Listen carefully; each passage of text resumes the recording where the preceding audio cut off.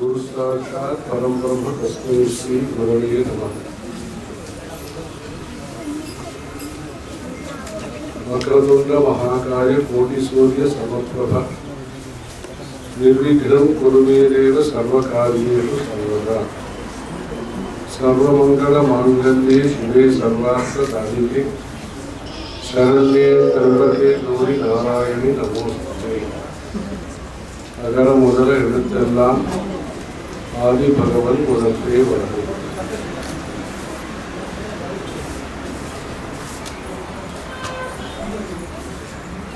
தற்பொழுது மதுரையிலிருந்து திருப்புடை மருதூர், திருநெல்வேலி அடுத்த திருப்புடை மருதூர் என்கிற ஊருக்கு போற வழியில இங்க வந்திருக்கோம்.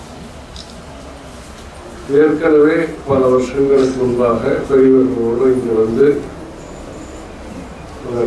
KR இவங்களுடைய அப்பா அவங்களுடைய ஏற்பாட்டின் பேரிலே இதுக்கு அடுத்தாற் போல் இருக்கக்கூடிய இந்த காலேஜ், இன்ஜினியரிங் காலேஜ் ஆடிட்டோரியத்திலே சந்திரமௌலீஸ்வர சுவாமியுடைய பூஜை இதெல்லாம் முகாம் நடந்திருக்கிறது. பல வருஷங்களாக இவர்களும் காஞ்சிபுரத்துக்கெல்லாம் வந்து காமாட்சி அம்மன் தரிசனம் செய்து மடத்திற்கும் பல நல்ல பணிகளை செய்து வருகிறார்கள். இந்த பகுதியிலே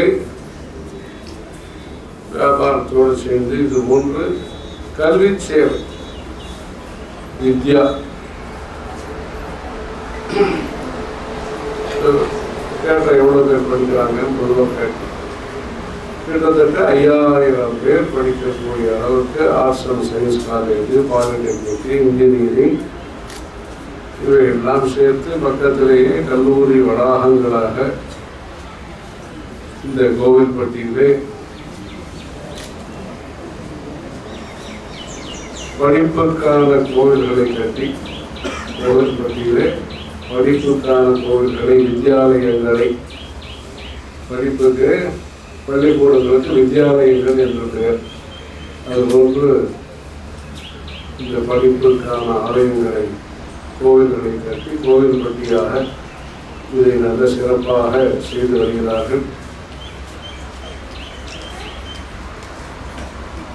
ஆரம்ப காலத்திலிருந்தே நம்முடைய நாட்டிலே கல்வி வளர்ந்துதான் இருக்கிறது. இந்த மாதிரி கட்டடங்கள், இந்த மாதிரி லேபுகள் இல்லாவிட்டாலும் ஒவ்வொரு குடும்பத்திலேயும் கல்விக்கு முக்கியத்துவம் அளித்து குழந்தைகளை வளர்த்து வருகிறார்.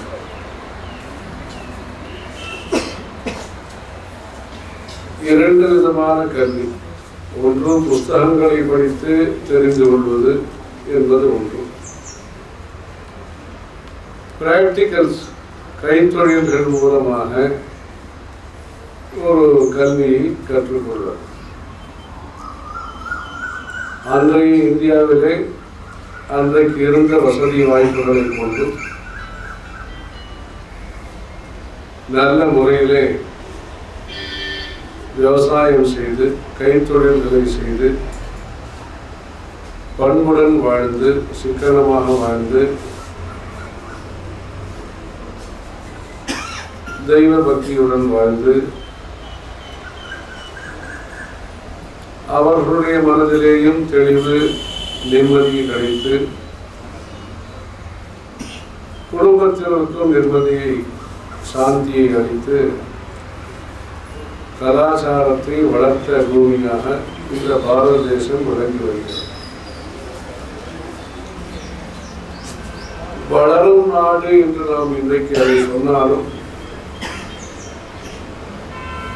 அந்த காலத்திலே எத்தனையோ குழப்பங்களை இந்த நாடு சந்தித்தாலும், 1000 வருஷங்களாக பல்வேறு குழப்பங்களை சந்தித்தாலும், வெவ்வேறு மொழிகள், வெவ்வேறு பழக்க வழக்கங்கள் இருந்தாலும், தர்மம், கலாச்சாரம், பக்தி என்கிற ரீதியிலே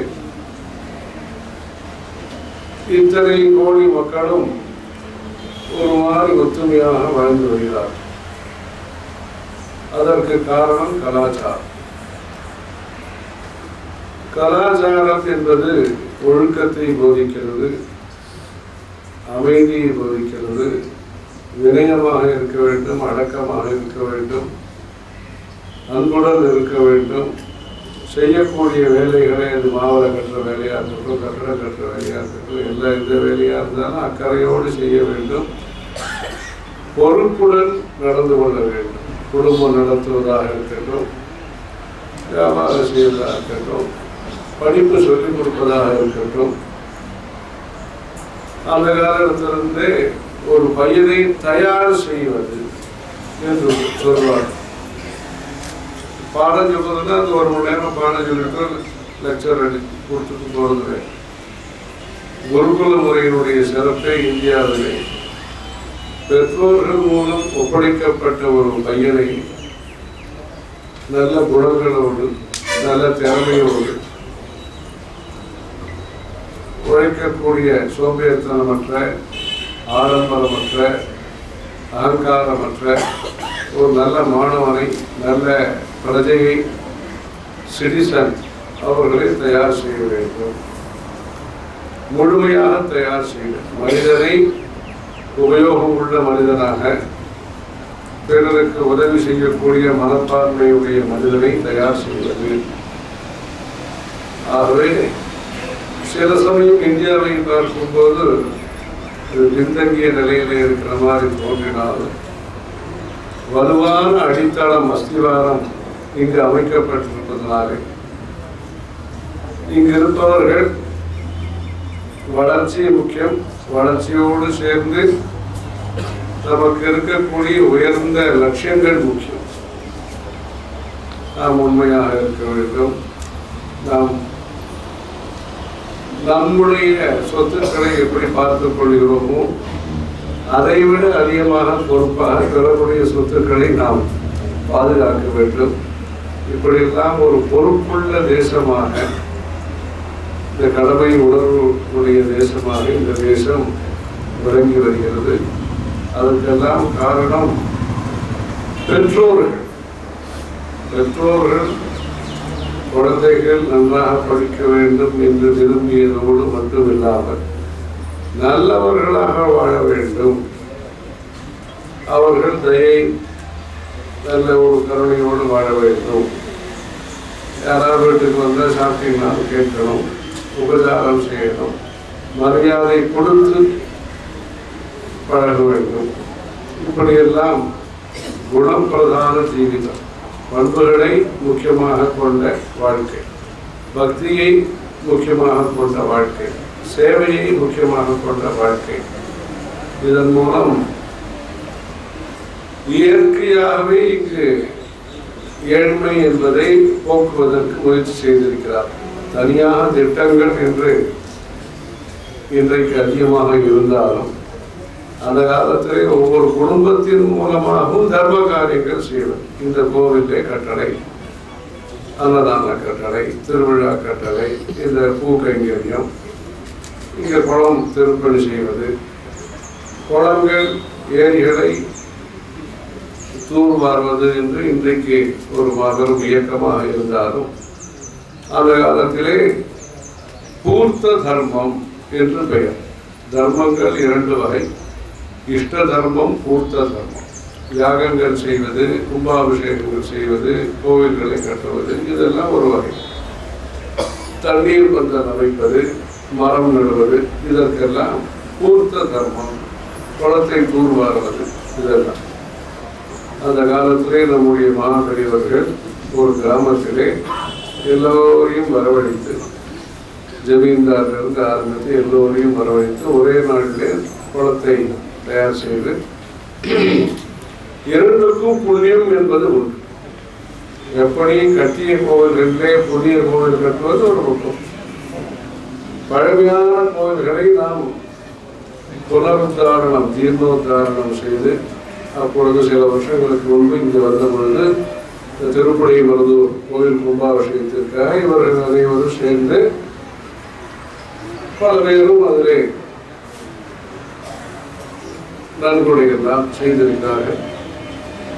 பழமையான கோவில்களிலே தீபம் ஏற்றி வைப்பது முக்கியம், பரிபாலனம் என்பது முக்கியம். மெயின்டெனன்ஸ், மேனுஃபேக்சரிங் ஒரு பக்கம், மார்க்கெட்டிங் ஒரு பக்கம், மெயின்டெனன்ஸ், அதற்கும் முக்கியத்துவம் அளித்திருக்கிறார்கள். வீட்டை சாணி போட்டு, விலகி கோலம் போட்டு, இதெல்லாம் செய்வது வீட்டினுடைய மெயின்டெனன்ஸ். கோவில்களிலே தினசரி பூஜைகளை சிறப்பாக நடத்துவது, அது மெயின்டெனன்ஸ் என்பது.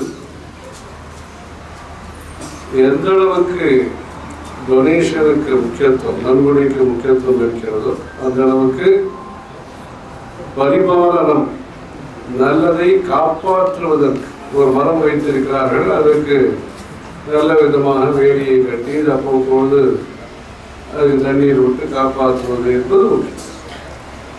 தானாது ஸ்வர்க்கம் அவாப்னோதி பாலனாது அச்சுதம் பதம். தானம் அளிப்பதனாலே, சாரிட்டி செய்வதனாலே நமக்கு சொர்க்கம் கிடைக்கிறது. சொர்க்கத்தை விட உயர்ந்தது பரிபாலனம் செய்தால் நமக்கு இறைவனுடைய திருவடிகள் கிடைக்கின்றன. அதாவது தர்மத்தை பரிபாலனம் செய்வது, மூதாதையர்கள் செய்து வந்த நல்ல காரியங்களை நாமும் பின்பற்றி நல்ல காரியங்களை செய்ய முற்படுவது. இப்படி இந்த இந்தியாவிலே சமுதாய சேவையும் ஈஸ்வர பக்தியும் சேர்ந்து வளர்ந்து வருகிறது. அந்த தார்மீகமான கலாச்சாரம் நம்முடைய நாட்டை காப்பாற்றி கொண்டு வருகிறது. தற்பொழுது கலாச்சாரத்தை நாம் காப்பாற்ற வேண்டிய நிலையிலே விஞ்ஞானத்தின் மூலமாக, நவீனத்தின் மூலமாக பல்வேறு வளர்ச்சிகள் வந்தாலும் மனிதன் மனிதனாக வாழ்வதற்கு, மனிதன் சிறந்த பக்தனாக வாழ்வதற்கு வேண்டிய ஒரு மனதிலே ஒரு பக்குவம், மனதிலே ஒரு நிதானம், மனதிலே ஒரு பொறுப்பு, அன்பே சிவம் என்கிற அந்த அன்பை, அன்பும் அறனும் உடைத்தாய் என்று கல்யாண பத்திரிகையில் எழுதுகிறார். அந்த அன்பும் அறமும் சேர்ந்த ஒரு வாழ்க்கை அடைவதற்கு மாணவர் சமுதாயம் என்பது தேசபக்தியுடனும் தெய்வ பக்தியுடனும் வளர வேண்டும். வெளிநாடுகளிலிருந்து நாம் தெரிந்து கொள்ள வேண்டியதை தெரிந்து கொண்டு நம்முடைய நாட்டை நாம் எப்படியெல்லாம் முன்னேற்றமாக கொண்டு செல்லலாமோ, முன்னேற்ற பாதைகளை கொண்டு செல்லலாமோ அதற்கு வேண்டிய வழிமுறைகளை, விஞ்ஞானங்களை எல்லாம் கற்றுக்கொண்டு இந்த தேசத்தை சுத்தமாக வைத்துக் கொள்வது எப்படி, இங்கு தண்ணி கஷ்டம் இல்லாமல் இங்கு எப்படி கிராமங்களை சுபிட்சமாக வைத்துக் கொள்வது எப்படி, புதிய தொழில்நுட்பத்தின் மூலமாக சோலாரோ விண்ட் எனர்ஜியோ என்னென்ன புதியதாக வந்திருக்கிறதோ, வேஸ்ட் மேனேஜ்மெண்ட் என்ன வந்திருக்கிறதோ அந்த தொழில்நுட்பத்தை எல்லாம் கொண்டு நம்முடைய கிராமங்களை எல்லாம் மேன்மேலும் வளர்ச்சி பாதைகளை எப்படி கொண்டு செல்வது, நம்முடைய வரலாறை நாம் தெரிந்து கொள்வது. 1000 வருஷத்து கோவில்கள், 2000 வருஷத்து கோவில்கள், பல இதிகாசங்கள், ராமாயணம், மகாபாரதம், பாகவதம், தேவாரங்கள், பிரபந்தங்கள், இப்படியெல்லாம் பல நல்ல கருத்துக்களை ஆண்டோர்களும் சான்றோர்களும் சித்தர்களும் யோகிகளும் தவம் செய்து, திருமூலர் போன்றவர்கள் தவம் செய்து கொடுத்த பாடல்கள், திருமந்திரம், இது போன்று பல இலக்கியங்கள் இருக்கின்றன. இதையெல்லாம் படிப்பதன் மூலமாக வலுவில்லாத மனதானது வலுவாக ஆகிறது, திடமாக ஆகிறது. கான்சன்ட்ரேஷன் பவர், ஏகாகிரதா என்பது உறுதிப்படுகிறது. மனது அகலமாகிறது. அகல ரயில் பாதை என்றெல்லாம் சொல்கிறோம். மனது அகலமாகிறது. நாமும் நன்றாக இருக்க வேண்டும், பிறரும் நன்றாக இருக்க வேண்டும், எல்லோருக்கும் வளர்வதற்கான வாய்ப்பு இந்த உலகத்திலே இருக்கிறது என்கிற சிந்தனை அதிகரிக்கிறது. ஆகவே இந்தியா என்பது கலாச்சாரத்திலே உயர்ந்த பூமியாக வளரும் பொழுது உலகத்திலேயும் பல நன்மைகள் நடப்பதற்கு வாய்ப்பு உண்டு. ஆகவே இந்தியர்கள் தேசபக்தியோடும் தெய்வ பக்தியோடும் வாழ்ந்து நம்முடைய நாட்டிற்கு வேண்டிய சேவைகளை செய்து வெளிநாட்டெல்லாம் பார்த்து கொண்டு வந்து அங்கு சில விஷயத்திலே முன்னேற்றம் ஏற்பட்டிருக்கிறது.